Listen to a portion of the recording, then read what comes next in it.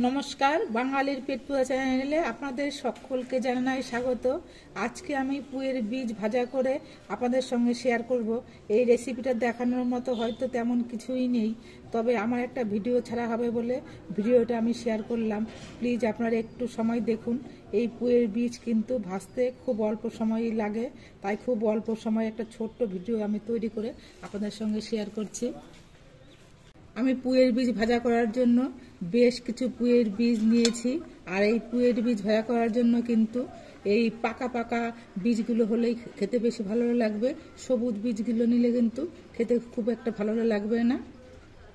এই পুঁইয়ের বীজগুলো কিন্তু খুব অল্প সময় ভাজা করে নেওয়া যায়, আর এটা ভাজা খেতে কিন্তু ভীষণই ভালো লাগে। আমার তো ভীষণ প্রিয় একটা খাবার।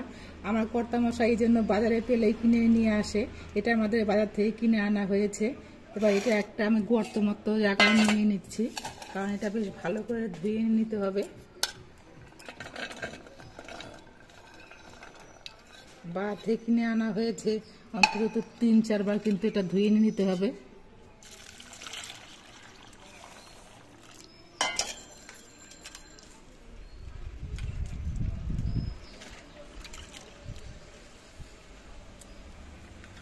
জল পাল্টে পাল্টে আমি এরকমভাবে ধুয়ে নেব। বীজগুলো ধুয়ে নেওয়া হয়ে গেছে। এবার সরাসরি চলে যাচ্ছি রান্নাঘরে। এবার গ্যাসটা অন করে আমি একটা কড়াই বসিয়ে দিচ্ছি। কড়াইটা একটু ভালো মতো গরম করে নেব। কড়াইটা গরম হয়ে যাওয়ার পর এবার দিচ্ছি সর্ষের তেল। এই পুঁইয়ের বীজগুলো কিন্তু সর্ষের তেল দিয়ে ভাজলে পরে খেতে বেশি ভালো লাগবে। সর্ষের তেলটা বেশ ভালো মতো গরম হয়ে গেছে। এবার পুঁইয়ের বীজগুলো আমি দিয়ে দিচ্ছি।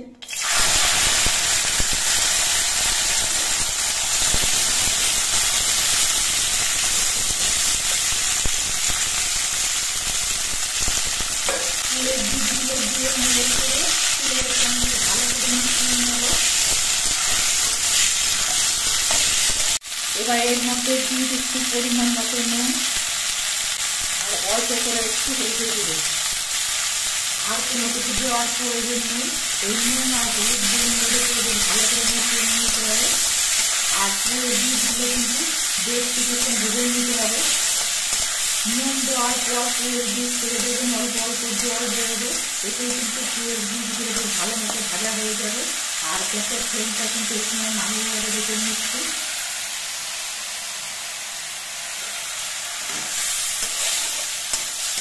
এবার মাঝে মাঝে নাড়তে হবে, আর বেশ কিছুক্ষণ সময় ভেজে নিতে হবে।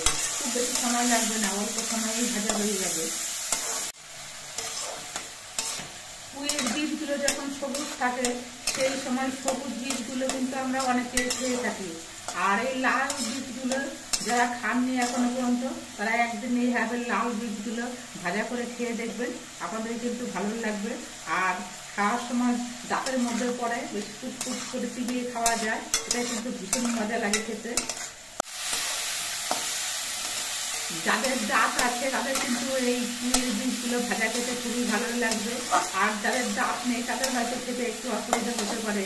এই জন্য দাঁত থাকতে থাকতে এরকম পুঁইয়ের বীজ ভাজা করে খেয়ে দেখবেন, খুব ভালো লাগবে। এই পুঁইয়ের বীজগুলো ভাজা হওয়ার পর পুঁইয়ের বীজগুলো দিয়ে যদি ভাত মাখানো হয়, তাহলে কিন্তু ভাতটা একেবারে লালচে রং হয়ে যায়, যেটা দেখতে কিন্তু ভীষণ ভালো লাগে। এই দেখুন পুঁইয়ের বীজগুলো কিছুক্ষণ ভাজা হওয়ার পর আমার খুন্তিটা কীরকম লাল হয়ে গেছে, কড়াইটা কেমন লাল হয়ে গেছে। আর এটা দিয়ে ভাত মাখালে তো একেবারে ফুটফুটে লাল হবে। বীজগুলো কিছুক্ষণ ভেজে নেওয়ার পর দেখুন বেঁধে বোঝা যাচ্ছে যে বীজগুলো ভাজা হয়ে গেছে। বীজগুলো একটু সাইজেও ছোট হয়ে গেছে। এবার গ্যাসটা অফ করে দিয়ে আমি এগুলো নামিয়ে নিচ্ছি।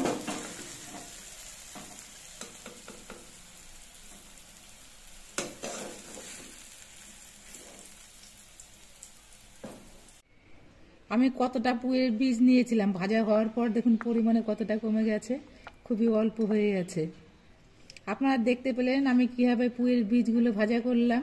এভাবে পুঁইয়ের বীজ ভাজা করলে খেতে কিন্তু বন্ধুরা ভীষণই ভালো হয়।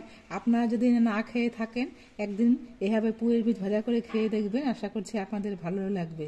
আর এই মুহূর্তে আপনারা যারা যারা আমার ভিডিও দেখছেন তারা কে কে এই পুঁইয়ের বীজ ভাজা খেতে ভালোবাসেন আমাকে কমেন্ট করে জানাবেন।